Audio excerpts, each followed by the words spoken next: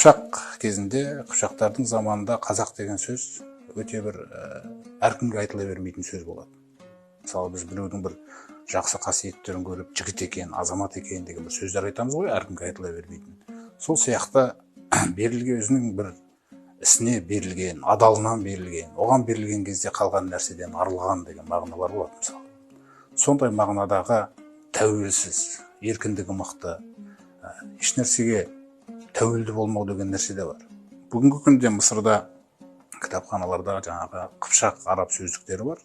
Соның ішінде адам атаулары деген бөлімінде сол жаңағы қазақ деген сөз әл-мужаррат деп берілген. Әл-мужаррат араб тілінде ол нақты бір сөзбен айтқан кезде тәуелсіз, еркін. Осы далада еркін өскен, мысалы дегендей. Даланың қай жеріне барса да өзіміз аталарымыз білеміз ғой, тарихта көп мақтаймыз, айтамыз. Мысалы қаншалығы мына даланың бәрі 4 түлік малға толған, еркіндігі мықты. Сонда мына берілу, арылу деген нәрсе. Бір нәрсеге берілу үшін басқасынан арылу керек. Сонда жаңағы қазақ деген сөздің мағынасы осындай болған.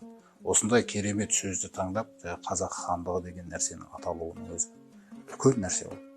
Міне сондай Аллаға қарай, дінге қарай берілулері, олардың дәлелі жаңағындай билердің шығып 7 жарғы деген заңды қоюы мысалы. Ол 7 жарғы деген заң, өзіңіз біріңіз, ол тұнып тұрған шариғат. Адамның мүмкін емес Аллаға берілмеген халықтың ондай заңды өзіне қоюы, ол мүмкін емес нәрсе. Сондықтан сол заңның өзінен біз білеміз кезеңі Аллаға берілген халық болған. Алланың дініне, айтқанына берілген халық болған. Соншалықты дінге ғашық болғаны, Құранға ғашық болғанын, оған көп дәлел айтпай-ақ қойсақ та қажет.